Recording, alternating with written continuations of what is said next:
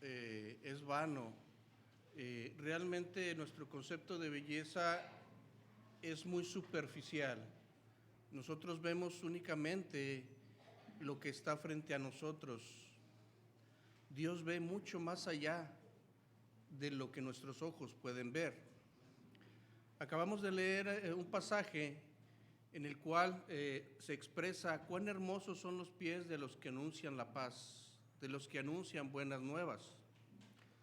Pero si nosotros nos ubicamos en aquella época, no se utilizaba el tipo de zapato que nosotros utilizamos actualmente. Era un zapato abierto prácticamente, eran sandalias. Y cuando se recorría de un lado a otro, pues no se andaba por banquetas, no se andaba por asfalto.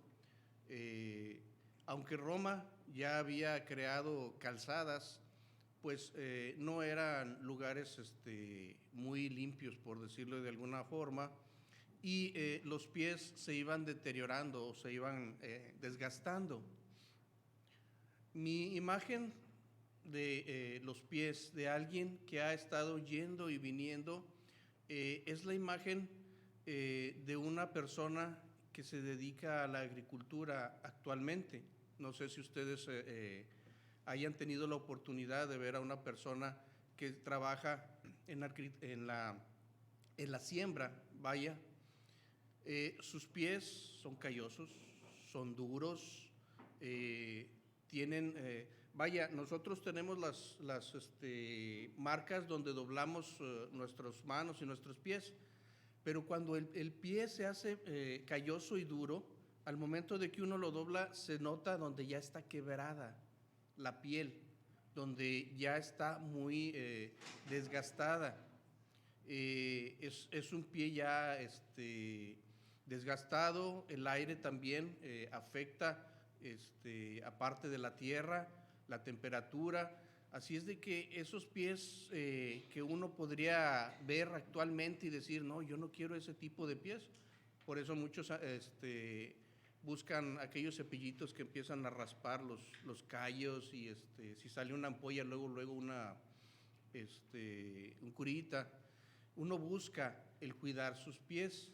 No digo que ellos descuidaran los pies, pero el constante, por decirlo de alguna forma, ajetreo de ir y venir iba desgastando esos pies. Así es que nuestro Dios, al ver aquellos pies que iban y venían constantemente llevando el evangelio del Señor Jesucristo, desgastándolos, acabándolos, encalleciéndolos, endureciéndolos, eran preciosos para nuestro Dios, porque Dios no estaba viendo lo superficial, estaba viendo el corazón. Vamos a tener una oración. Señor Dios, Padre bendito, te damos gracias, Señor, por este día. Te agradezco, Padre, por la oportunidad que me das, Señor, y te pido, Señor, que tu palabra, Señor, sea mostrada, Señor, y que nos ayude, Señor, a estar prontos y dispuestos, Señor, para tu palabra, para tu evangelio, Señor, y que, Señor, vivamos tu palabra, Señor, y que la demostremos día con día en nuestra vida diaria. Te lo pedimos todo esto, Padre, en el nombre de tu Hijo, Cristo Jesús. Amén. Si recuerdan, he estado manejando una serie de temas con respecto a la armadura de Dios. Por lo tanto, el tema se va a centrar en Efesios capítulo 6, versículo 15. Efesios capítulo 6, versículo 15, cuando Pablo nos está hablando de que nos fortalezcamos, que tomemos la fuerza de nuestro Señor y tomemos también esa confianza de Dios que nos respalda, nos dice, toma toda la armadura de Dios que te la está proporcionando para que puedas resistir aquella batalla espiritual con la cual nos estamos enfrentando día con día, ya que recordemos que nuestra batalla no es contra sangre y carne, sino contra principados y potestades en las regiones celestes. Satanás está atacándonos y esto es lo que nosotros necesitamos. Y entre ellos, Pablo en el versículo 15 nos dice, y calzados los pies con el apresto del evangelio de la paz. Así es de que nosotros debemos de calzar nuestros pies. El primer punto que quiero ver hoy son precisamente los pies de lo que estamos hablando, de lo que Dios ve en esos pies.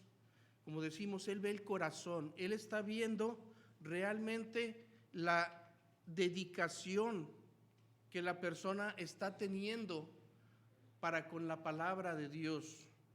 Dedicación es la actitud de esmero y esfuerzo. Ahora bien, no les estoy diciendo, es que vamos a hablar de alguien que va a dedicarse a ser misionero, a ser evangelista, que esa va a ser su vida. No, estamos hablando de nuestras vidas. Estamos hablando de nuestra fortaleza y nuestra firmeza. Y por lo tanto, nuestros pies deben ser parte de nuestras vidas. ¿Por qué? Bueno, es muy sencillo. Cuando en la Biblia se habla de andar, se está refiriendo a nuestra forma de vida, a lo que nosotros estamos realizando o lo que estamos viviendo. Por lo tanto, si vemos, por ejemplo, 2 de Pedro 3:11, ¿alguien que lo pueda leer? Esgrima. Puesto que todas estas cosas han de ser desechados, como no debéis vosotros andar en santa y piadosa manera de vivir. Andar en santa y piadosa manera de vivir. Ahora bien, Primera de Juan 2:6, esgrima.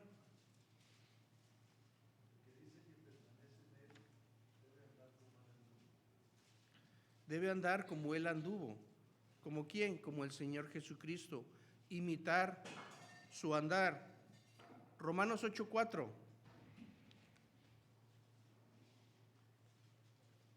Esgrima.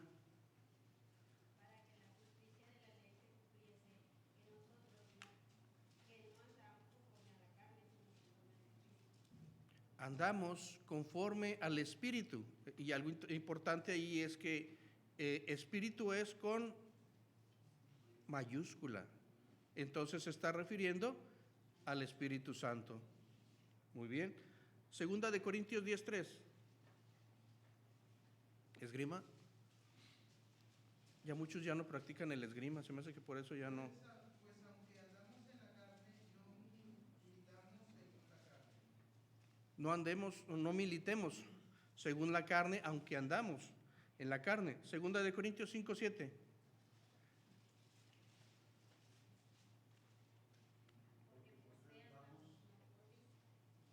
Lleva dos, hermana.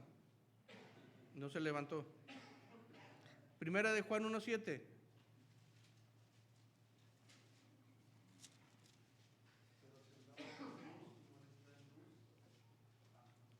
Andar en luz. Andar no en tinieblas, sino andar en la luz que es nuestro Señor y Salvador Jesucristo. Muy bien, estamos hablando que el andar es nuestra vida diaria. Por lo tanto, al referirse a los pies está también hablando de nuestra forma de andar, de nuestra vida en sí. Y nuestra vida también debe de tener esa dedicación al Evangelio, a tener un esmero y esfuerzo por la palabra del Señor. Vaya, conocemos la palabra.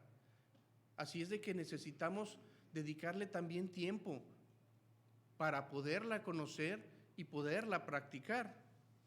Además de la dedicación, el Señor ve la disposición. Disposición es estar preparado, prepararse. Estoy dispuesto, le voy a ceder tiempo. A veces algunos de nosotros no cedemos el tiempo a la palabra del Señor y pues simplemente la dejamos de lado. Decimos, no, el domingo me van a hablar de la palabra de Dios.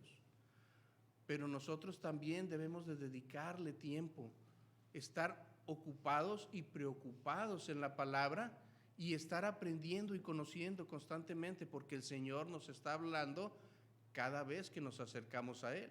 Pero si no nos acercamos a Él, no vamos a escucharle. Ahora bien, adicional a la dedicación y disposición, el Señor ve el compromiso. Vuelvo a insistir, no estamos hablando de un misionero. Estamos hablando de nosotros mismos. Ese compromiso debe de ser una obligación adquirida por nosotros para adentrarnos en la palabra del Señor y de esa forma también nosotros reflejarlo en nuestro andar cristiano. Y eso nos mantendrá firmes ante las acechanzas de Satanás. Recordemos que Satanás está atacando. Satanás está buscando, como león rugiente, a quien devorar. Entonces, si nosotros tenemos el compromiso de decir, me voy a aferrar a la palabra, vamos a sostenernos en su palabra, vamos a estar firmes y andando seguros en nuestra vida cristiana, de tal forma de que no vamos a dar oportunidad, no vamos a darle a Satanás una, podríamos decirle, una pequeña debilidad que él encuentre en nuestras vidas para podernos atacar. Además de ese compromiso, debe haber una total convicción. ¿Qué es una convicción? Convencimiento pleno. Yo sé que la palabra del Señor me mantiene firme y a salvo de Satanás. Yo sé que la palabra del Señor me va a ayudar a andar como Él anduvo. Me va a ayudar a andar en luz. Me va a ayudar a poder vivir la vida cristiana como debe de ser la vida cristiana. Adicional a ello, de la convicción, tenemos constancia.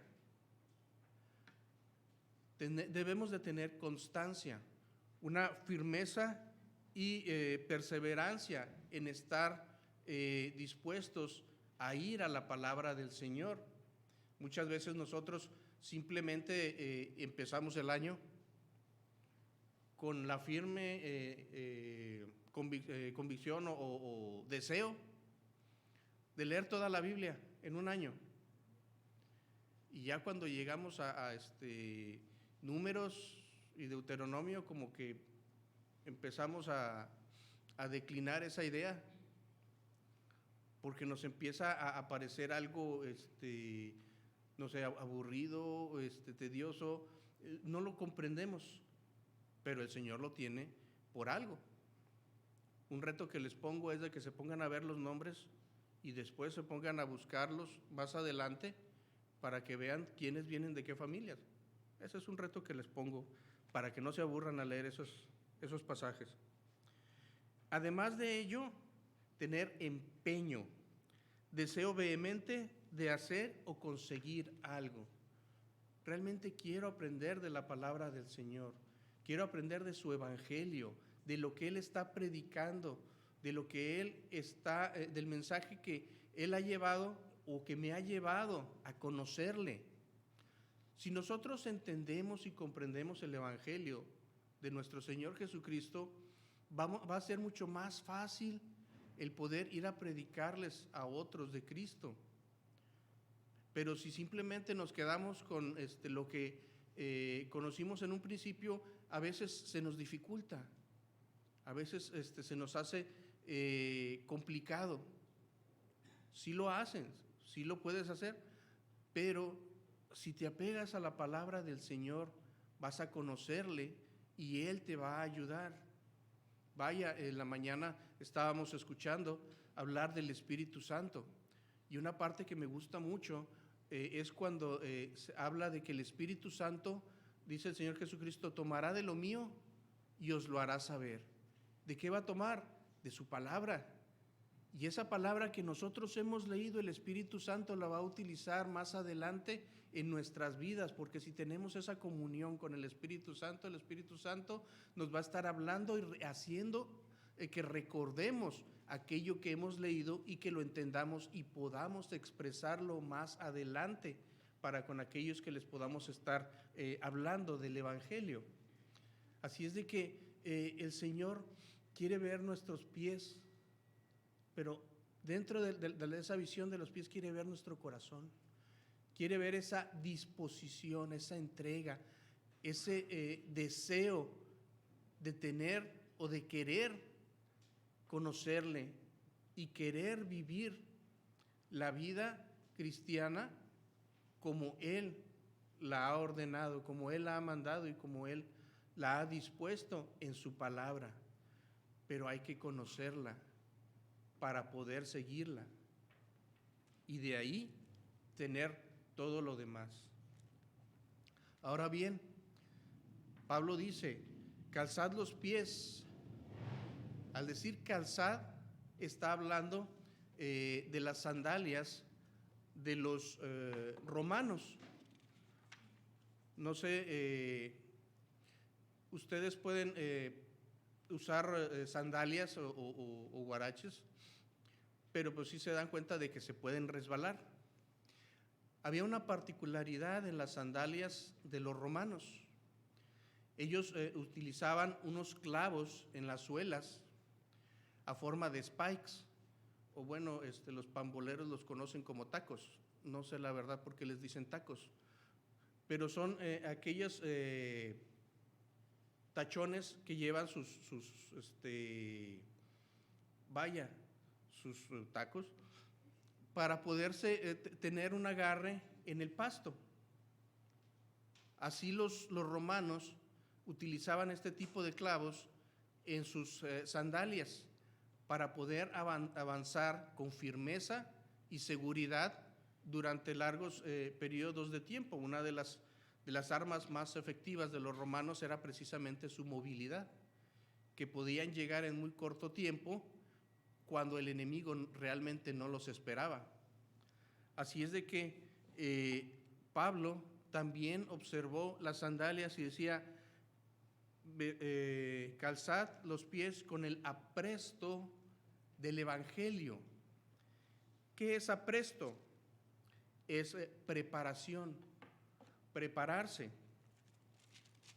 Y aquí no estamos hablando de que tengamos que internarnos en una institución educativa bíblica para poder prepararnos con el Evangelio.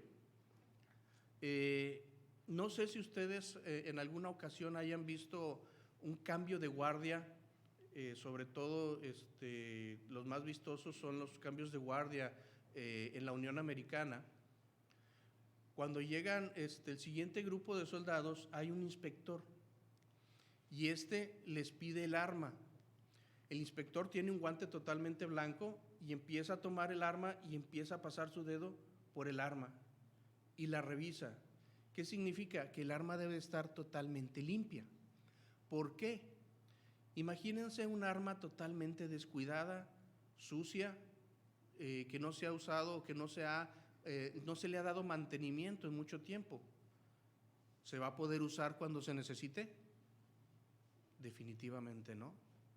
¿Se va a atorar? ¿Va a fallar? Vaya, uno se da cuenta de que las naciones en tiempo de paz se están armando para prevenir o para estar preparados para una batalla o una guerra. Los antiguos se ponían a hacer flechas y flechas y flechas.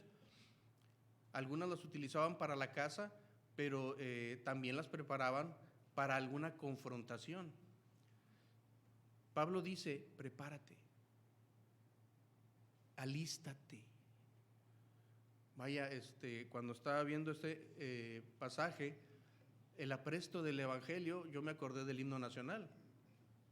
El acero aprestad, ¿qué significa?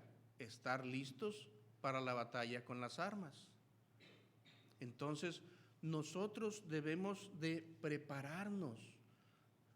Y aún insisto, no estamos hablando de ir a una institución evangelística a aprender, no estamos hablando de dedicarnos a ser misioneros. estamos hablando de que nuestra forma de vida debe de reflejar lo que conocemos.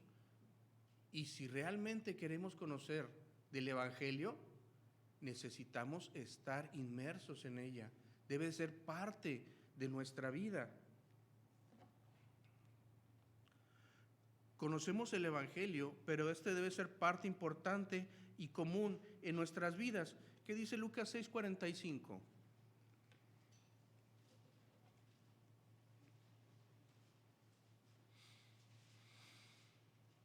Esgrima. Los jóvenes están muy oxidados hasta ahorita, muy pocos han contestado.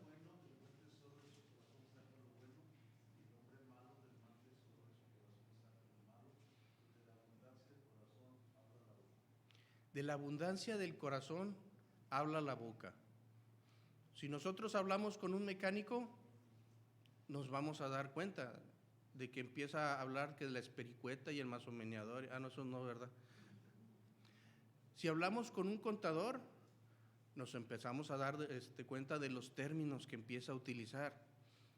Si hablamos con un médico, pues vamos a de repente a quedarnos sorprendidos porque hay palabras medio raras que utilizan, pero para ellos son comunes. De la abundancia del corazón habla la boca. ¿De qué debemos nosotros hablar constantemente? Del Evangelio y la palabra de Dios. Debemos de, alimentarnos de la palabra para que la palabra sea la que siempre salga de nosotros. La palabra hablando del Evangelio. Debe ser parte de nuestra vida, de tal forma, Pablo no está diciendo, o aquí no está hablando tanto de ir constantemente a evangelizar, que sí, es correcto, es propio, pero Pablo lo que quiere es que nosotros conozcamos el Evangelio para que en un momento dado sea algo natural para nosotros hablarles a otros de Cristo. Si nosotros estamos conociendo y manejando la palabra del Señor constantemente, ese va a ser nuestro tema, ese va a ser nuestra expresión. ¿Recuerdan a Pedro cuando estaba en aquella fogata, cuando tenían al Señor Jesucristo juzgándolo? ¿Qué fue lo que le preguntaron? ¿Eres tú de ellos? ¿Por qué? Su forma de hablar lo delataba. Entonces, ¿por qué no nuestra forma de hablar nos delate? En alguna ocasión llevamos a mi hijo Víctor a tomar unas fotografías. Claro, lo llevamos porque estaba chiquito. Queríamos conservar esa imagen. Y mi esposa y yo llegamos simplemente, nos acomodamos, empezamos a prepararnos. Y quien nos atendió nos pregunta, ¿ustedes son cristianos? Nos sorprendió porque en ningún momento hicimos alusión a ello, pero le dijimos, sí, somos cristianos. Dice, es que se nota en su forma de ser, que los demás vean en nosotros a Cristo, que lo reconozcan, que pregunten, y entonces podemos aprovechar para testificar. Pero debemos de exudar. ¿Qué es exudar? O sea, que sea algo que esté dentro de nosotros y que prácticamente esté saliendo, brotando, porque es algo que vivimos, que conocemos, que manejamos. Ese es el apresto, estar preparados, estar inmersos en la palabra del Señor.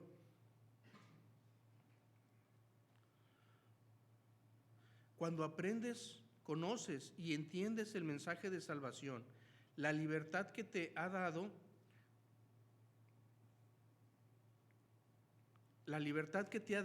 la nacionalidad que has adquirido y la responsabilidad que se te ha encomendado, es algo que estará siempre presente en tu mente y en tu corazón. ¿De qué estoy hablando? hemos conocido a Cristo y ahora somos libres del pecado. Ahora nuestra ciudadanía está en el cielo y se nos ha encomendado una misión: ir por todo el mundo y predicar el Evangelio. En alguna ocasión, un predicador, haciendo referencia al griego, de esta parte de ir y hacer discípulos, es ir constantemente y discipular, estar durante nuestra vida discipulando a otros. No significa nada más en una oportunidad, sino mientras vamos nosotros andando en esta vida, que nosotros podamos discipular a otros para que conozcan y vivan de Cristo.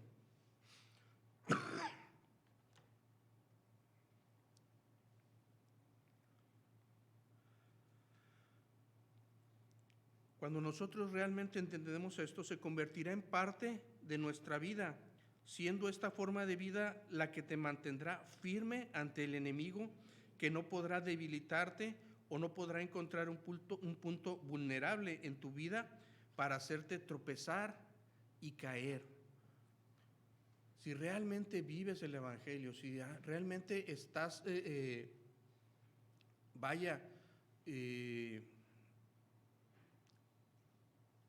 quiero decir otra vez la palabra exudar, pero que sea algo que todos vean, Satanás no va a encontrar un punto en el cual te pueda atacar. Satanás no va a poderte hacer frente. ¿Por qué? Porque tu forma de vida va a estar protegida por lo que estás viviendo, que es el Evangelio del Señor. Y vas a tener ese conocimiento a tal grado de que vas a poder responder como cuando el Señor Jesucristo fue tentado en Mateo 4. Satanás lo tentó, pero el Señor Jesucristo, ¿qué utilizó? No utilizó nada nuevo. Utilizó la palabra, las escrituras, lo que ya todos conocían, de tal forma de que nosotros vamos a poder también rechazar a Satanás. ¿Por qué? Porque conocemos el Evangelio. Y dice Pablo, el Evangelio de la paz.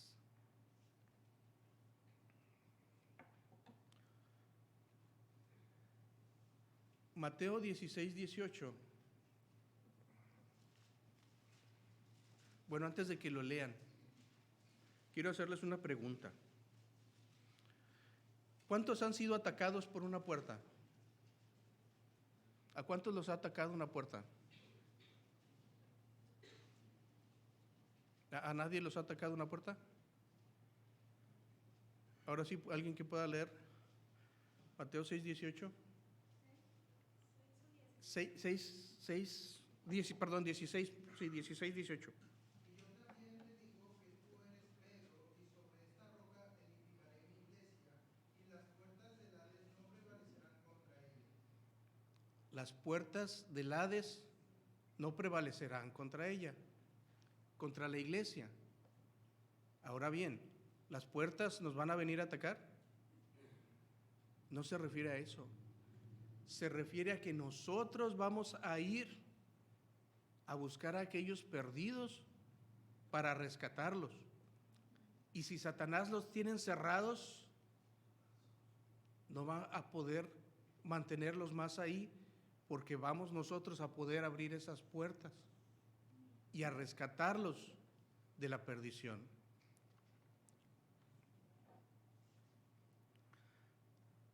La publicación del Evangelio destruirá murallas que han sido construidas en la mente de los no creyentes.